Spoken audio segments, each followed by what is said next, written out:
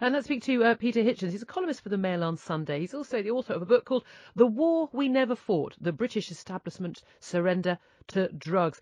Peter, I mean, this is exactly the sort of thing that you were warning about, this flooding of the country with super strength cannabis, the drug that was perhaps seen by many and used by many in the British establishment, perhaps in their younger days, seen as quite benign. No, certainly whether it was then, it certainly isn't now, is it? Oh, I don't think it ever was. Marijuana has had some of the best spin doctors in human history working to give it an image completely misleading. It's a very dangerous drug because it actually is increasingly correlated with severe, irreversible mental illness. It's also increasingly correlated with violent crime, and yet people still refer to it as a peaceful drug and as a soft drug. A soft drink is a non-alcoholic drink.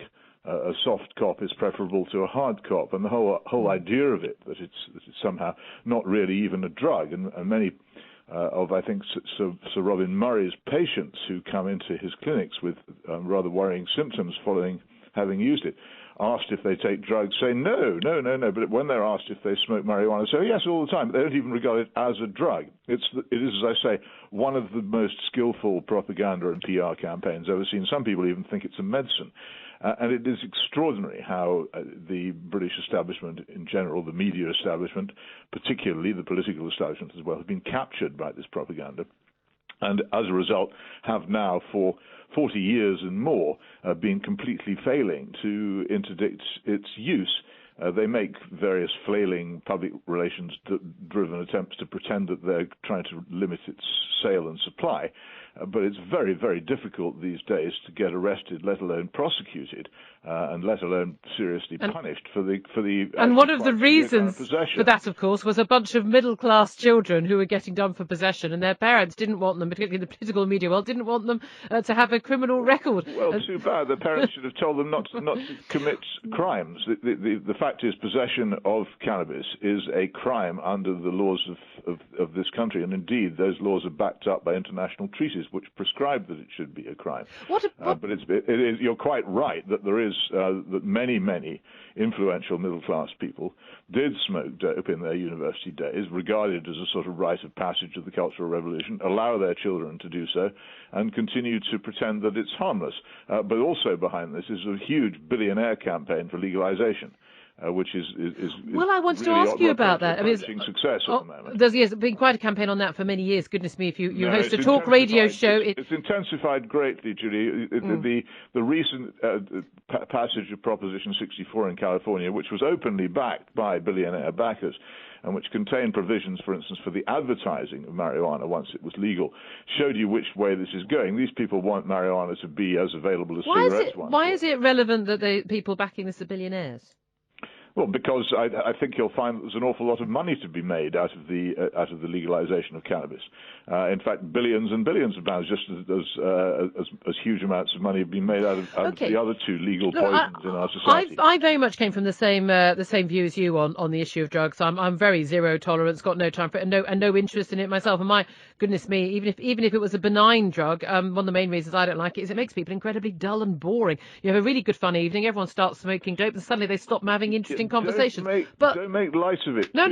I just said even if. It's quite funny, but the truth is, I get stories across my desk over and over again of people's lives utterly ruined. Oh, absolutely. Particularly by their teenage children taking up cannabis and being irreversibly damaged in the most. I completely agree with you. Boring. It doesn't really. It's like saying cigarettes make me a bit wheezy. Cigarettes will give you lung cancer, emphysema, and heart disease, and will kill you terribly. So making a joke out of smoking I wasn't making a joke about it. I was saying even if it were. Right, can I go back to the point I wanted to make, though?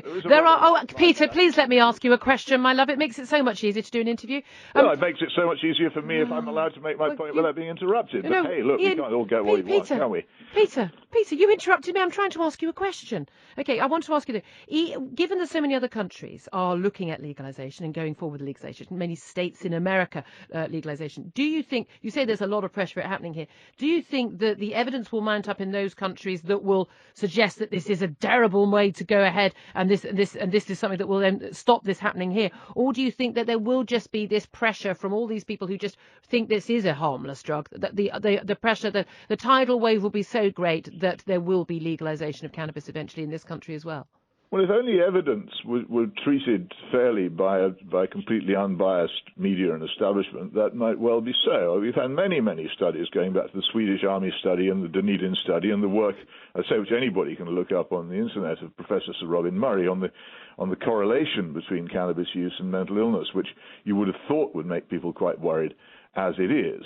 But the truth is that we have had de facto legalization for so long, and the effects of it are so evident in our society, that at the moment, unless people in the media, such as yourself, are more responsible and more serious about this matter, and stop I haven't done anything to promote. I'm a minor issue. We're stuck. Peter, excuse me, I haven't done anything. I've always been anti-drugs. I've written numerous columns about it. I've talked about it on the radio.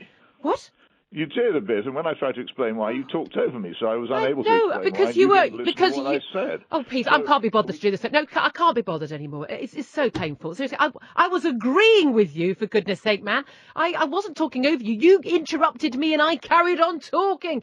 I know I'll talk over people when I'm disagreeing. I'm not. I'm going to put my hands up to that. But I wasn't making the point you were trying to make, which was you were trying to correct me on a point I hadn't made. Oh, let's go to an update on the travel, and we'll talk about something else. And I'll be an irresponsible journalist forevermore. It's 9:17.